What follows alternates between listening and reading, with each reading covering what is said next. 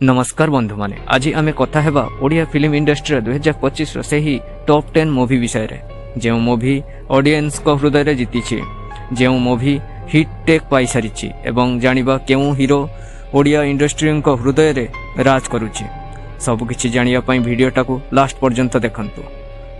Odia movie 2025 रो top 10 मध्यरु प्रथमटी बौ बुटु भूत एक हॉरर कॉमेडी आधारित ओडिया चलचित्र। कहानी रो केंद्र हेउछंती अपराजिता महांती और बुटु भूमिका रे बाबूसान। बुटुर साधारण जीवन रे हठात भूतर प्रवेश हेबा परे ता जीवन रे अजब मजादार घटना मान घटी थाए।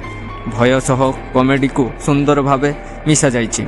बौ बुटु भूत रे मुख्य अभिनेता निज भूमिका खूब स्वाभाविक और मजादार भावे प्रदर्शन करिसंती।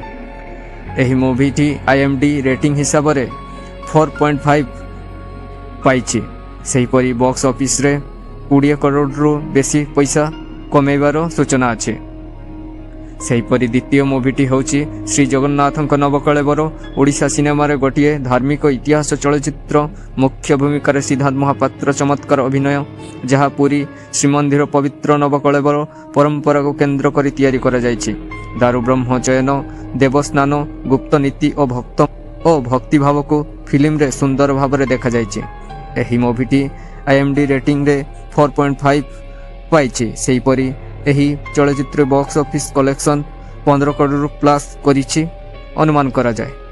सेहीपरि तृतीय मूवीटी होछि चारिधाम गोटिए धार्मिक और आध्यात्मिक ओडिया चलचित्र जहाँ भारतर चारि पवित्र धाम पुरी बद्रीनाथ द्वारिका और रामेश्वरम को नहीं करी आग को बढ़े। कहानीर मुख्य भूमिका रे अनुभव महांती चमत्कार अभिनय मानव जीवन आस्था भक्ति और आत्मशुद्धिर यात्रा को सरल भावे प्रस्तुत करा जाइछि। एई मूवी रे मुख्य अभिनेता माने शांत गंभीर और भक्तमय अभिनय करिसंती। सह अभिनेता मानक भूमिका मध्य कहानीर भारी भल लागिछि। सेहीपरि एई मूवीटी IMDb रेटिंग रे 3.8 पाइछि। एई मूवीर बॉक्स ऑफिस कलेक्शन 12.5 करोड़ रु अधिक अनुमान करा जाए। सेहीपरि चतुर्थ मूवीटी हेउछि अनंता गोटिए भावात्मक और सामाजिक आधारित ओडिया चलचित्र। कहानी रे साधारण मनीष संघर्ष स्वप्न और संपर्क सरल भावे देखा जाइछि।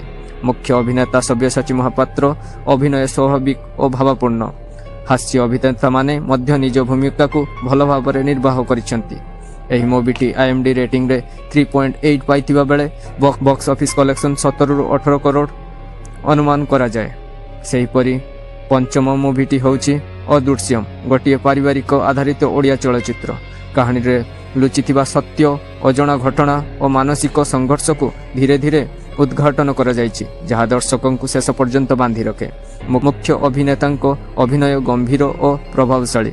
सह अभिनेता माने मध्य भूमिका को न्याय देइछंती। फिल्मटी IMDb रेटिंग रे 3.8 पाइथिबा बेले बॉक्स ऑफिस कलेक्शन 7 करोड़ रु बेसी करिवार अनुमान करा जाउछि। सेहीपरि अन्य एक मूवी होछि डिलीवरी बॉय 2 गोटिए थ्रिलर ड्रामा आधारित ओडिया चलचित्र। प्रथम भाग रे कहानी को आग को बढ़ाई जाइछि। एठारे गोटिए साधारण डिलीवरी बॉय जीवन घटुवा अपेक्षाकृत गुरुत्वर घटना और संघर्ष को देखा जाइछि।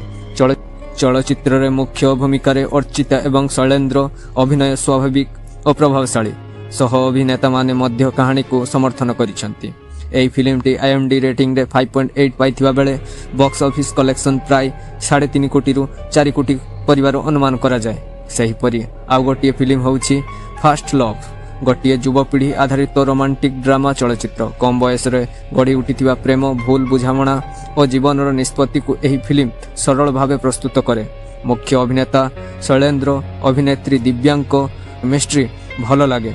अभिनय स्वाभाविक युव दर्शकों को आकर्षित करिछि। फिल्मटी युव दर्शकों मध्य ठीक ठाक प्रभाव पकई पारिछि। एही मूवीर IMDb रेटिंग 3.5 थिबा बेले बॉक्स ऑफिस कलेक्शन 5 करोड़ रु अधिक माना जाउछि। परि अन्य एक मूवी होछि चैलेंज गोटिए एक्शन ड्रामा आधारित ओडिया चलचित्र। कहानी रे नायकों संघर्ष सामाजिक न्याय विरुद्ध रे तांको लड़ाई आत्मविश्वास आकर्षणीय भाव देखा देछि। मुख्य भूमिका रे अर्धेन्दु एवं एलिना सामंतराय ଶକ୍ତିଶାଳୀ ଓ ଏନର୍ଜେଟିକ୍ ଲାଗିଛନ୍ତି। ସହ ଅଭିନେତାମାନେ ମଧ୍ୟ ନିଜର ଭୂମିକାକୁ ଭଲ ଭାବରେ ନିର୍ବାହ କରିଛନ୍ତି। ଫିଲ୍ମଟି IMDb ରେଟିଂ 8.3 ପାଇଥିବା ବେଳେ ବକ୍ସ ଅଫିସ୍ ପ୍ରାୟ 5ରୁ 7 କୋଟି ଟଙ୍କା କରିବାର ଅନୁମାନ କରାଯାଏ।